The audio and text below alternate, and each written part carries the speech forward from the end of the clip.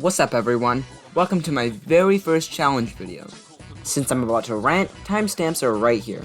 This video took a lot of effort to make, so if you could subscribe and like the video, that'd be great. Also, thank you guys so much for 51 subscribers. I know literally every YouTuber says this, but I never really thought I could get 50 subscribers. I always secretly thought that I would never get any subs and stay at like 11. It may not seem like much, but think about it. 51 is enough to show a presentation and stuff. It may not seem like much in the online world, but in real life, that's a lot of people. Thank you guys so much for the support. Anyway, that's enough talking. Let's move on.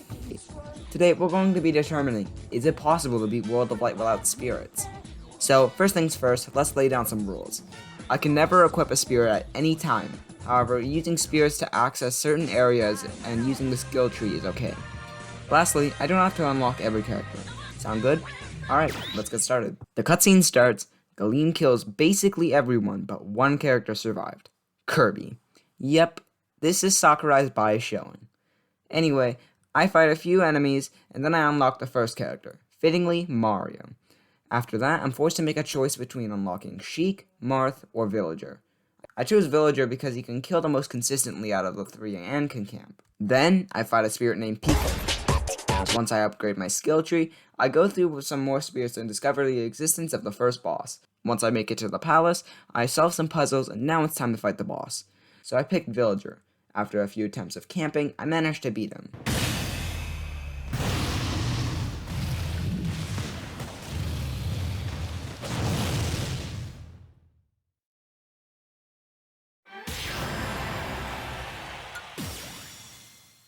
After defeating Giga Bowser, I decide to explore. After a little bit of grinding and upgrading my skill tree, I start looking for the next boss. After I managed to unlock all three gates of the big portal, I unlocked Pythra because I awakened Inkling. But what's even better is that I managed to unlock DK. DK can cheese, and he's so strong, and he's kind of overpowered in this run. Now, something I need to tell you guys is that I'm not going to be stressing over unlocking characters. However, I'll try to get the ones that are there just because they give me lots of spirit orbs. Anyway, I make it to the lab where the next boss is hiding. This dungeon focuses on getting certain controllers to unlock doors in other areas, and the format is a lot like a maze. Some spirits gave me a little trouble, but I managed to make it through alright. Once I unlock the doors, it's time to fight Gallium.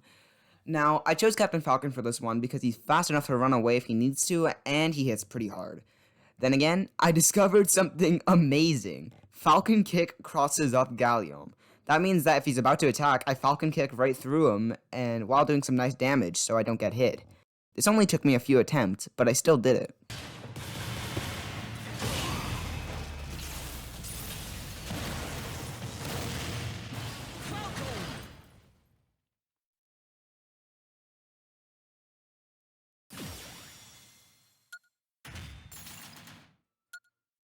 Yeah. Honestly, Gallium wasn't that hard.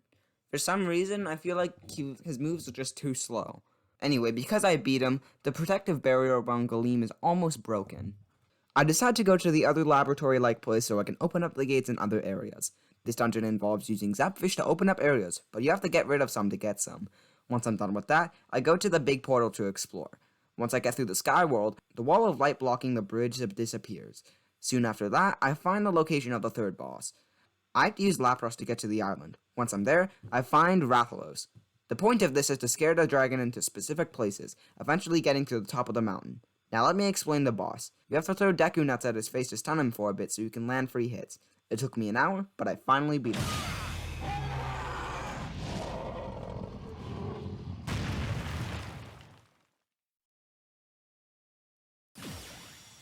After that, I go through space to get to Galeem. I know, kinda weird. Anyway, I finally get to Galeem, but surprise! Master Hand gets in the way, so I have to fight him first. This is just like classic mode, but I do less damage and he does more. I start to get the feel of it before recording my attempts, and it doesn't take very long.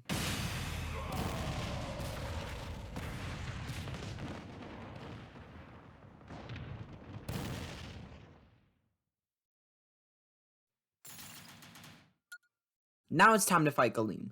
Galeem's attacks have quite a bit of startup, so I can usually dodge them fairly easily.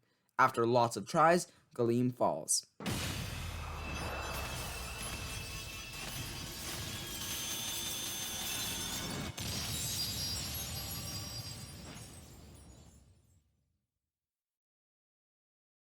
Since Galeem is off balance, Darkon sees this as an opportunity to take over, meaning that all the fighters, spirits, and master hands are under its controls. I'm given a choice in the beginning of which direction I want to go, and I choose right because I'm most familiar with it. I have to fight Crazy Hand to get to the rest of the area, but he went down fairly easy. Then I go through some more areas until I get to Dracula's castle. After a few puzzles, I make it to the boss. Dracula has some pretty predictable attacks. He shoots fireballs, then turns into bats and flies to the other side of the stage. On the first attempt, Dracula falls. Psych! Actually, Dracula has a second form, which is much harder to beat than the other, but he can't make himself invincible, so we make it through alright. Once I beat Dracula, I go to the upwards path, but I'm stopped by Master Hand, although he wasn't much of a challenge to beat. Before the boss, I have to answer some trivia questions. They're pretty easy, so now I'm able to fight the boss. Marx turned out to be a pretty easy boss, with his only real gimmick being that he could teleport and could turn himself into a void.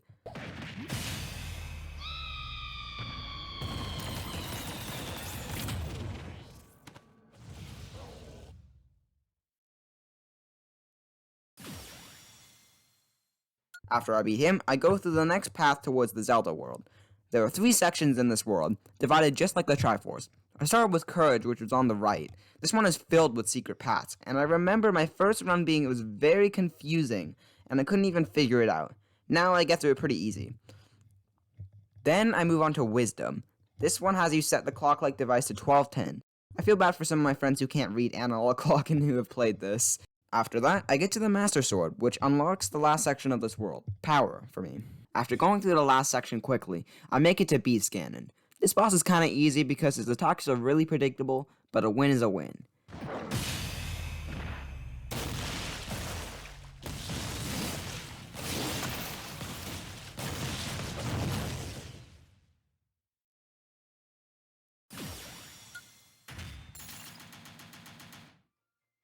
After that, Darkon appears, so we have to fight him. Darkon was really hard. His attacks did so much damage, and his hitbox was smaller than the other bosses, so he was really tough. But after a long time, I finally beat him.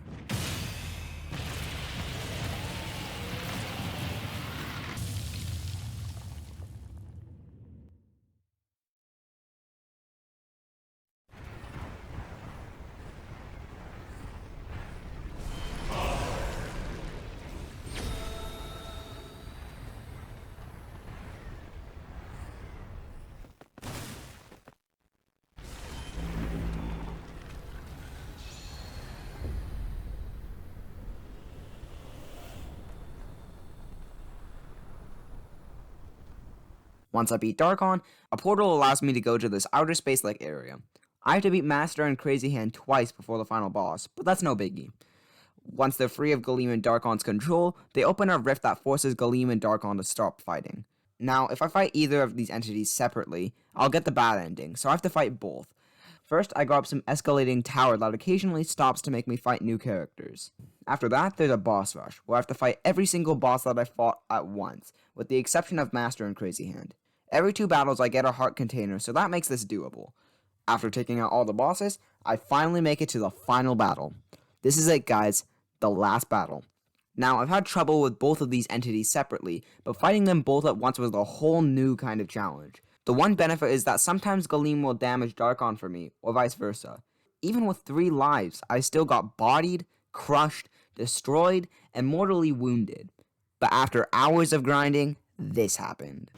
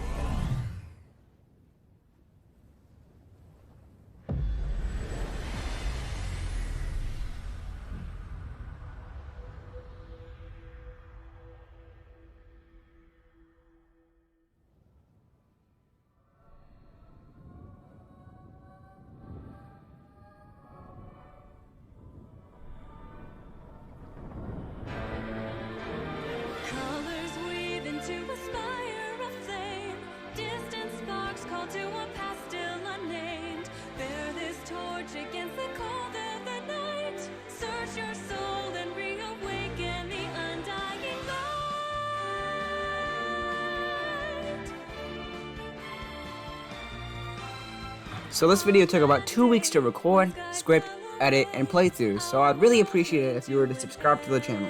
We're halfway to 100 subs, so thank you guys for the subs that I already have. Sorry to everyone for the lack of actual videos lately. I've just been spending most of my time working on this. Let me know in the comments if you enjoyed, or you can add me on Discord to strike up a conversation. My tag will be in the description. I'm definitely not doing another challenge video in another time. This one took a long time to make, and World of Light is a fairly short game compared to lots of other games, so no thanks on that one. Thanks everyone for watching, and I'll see y'all in another video.